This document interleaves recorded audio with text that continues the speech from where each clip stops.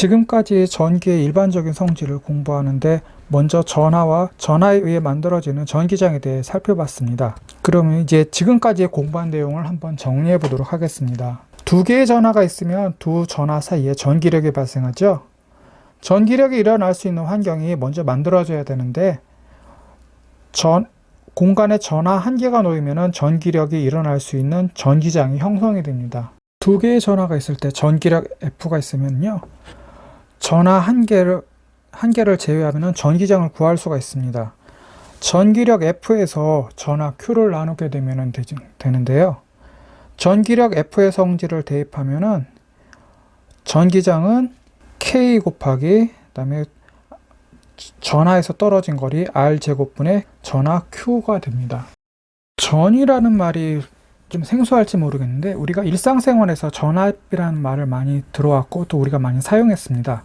근데 전위와 전압이 거의 비슷한 개념이에요. 그래서 전위는 전기장 속에서 단위 양전하를 기준점에서 어떤 지점까지 이동시키는 데 필요한 일을 우리는 전위라고 정의를 합니다.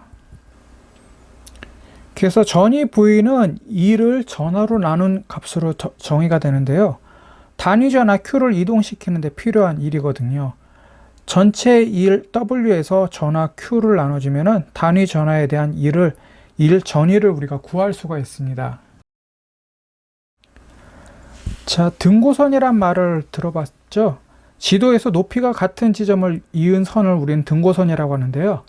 같은 개념으로 전기장에서 전위가 같은 곳을 이은 면이나 선을 우리는 등전이면 또는 등전위선이라고 합니다.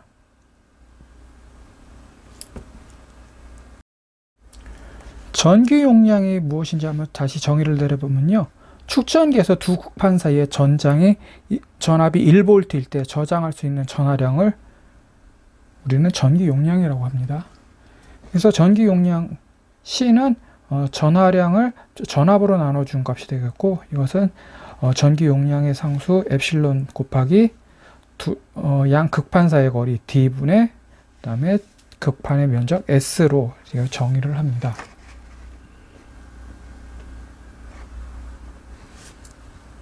유전체라는 말을 이게 무슨 말인지 다시 한번 복습해 보면요. 유전체는 전기장을 가할 때 유전 분극 현상을 일으키지만 전류가 흐르지 않는 물질을 우리는 유전체라고 합니다. 쉽게 말해서 전기가 통하지 않는 물체예요. 다른 말로 우리는 절연체라고도 하고 전기가 통하지 않는다 해서 부도체라고도 하죠. 자, 축전기를 직렬 연결하면 어떻게 될까요? 우리는 합성 전기 용량은 감소한다고 공부를 했죠. 축전기에 C1, C2 두 개를 직렬로 연결하게 되면은 이때 전체 전위차는 각각 C1과 C2에 걸린 전위차 합과 같게 되고요. 각각의 축전기 C1과 C2를 지나는 전하량은 일정합니다. 그래서 전체 V 전위차 V는 C분의 합성 전기 용량 C분의 전체 전하량 Q가 되는데, 이것은 다시 C1분의 Q 더하기 C2분의 Q가 되겠습니다. 그래서 전체 합성 전기 용량은 C분의 1은 C1분의 1 더하기 C2분의 1이라는 식을 얻게 되죠. 그럼 병렬로 연결할 때는 어떻게 되냐면은 합성 전기 용량은 증가를 합니다. 축전기를 병렬로 연결했을 때 C1, C2를 병렬로 연결하면은 A 단자와 B 단자를 지나는 전하량은 일정합니다. 그리고 C1과 C2의 전위차도 일정하죠. 근데 A 단자와 B 단자를 지나는 전하량은 일정한데 이것이 C1과 C2로 나눠서 가거든요. 그래서 전체 전하량 Q는 C1을 지나는 Q1 더하기 C2를 지나는 Q2의 합으로 정의가 되고요. 전체 전위차 V는 C분의 Q라고 그랬죠. 그래서 그럼 이것은 다시 Q는 C 곱하기 V, 즉 전기 용량 곱하기 전체 전위차가 되니까 CV는 C1V 더하기 C2V라는 식을 우리는 얻게 됩니다.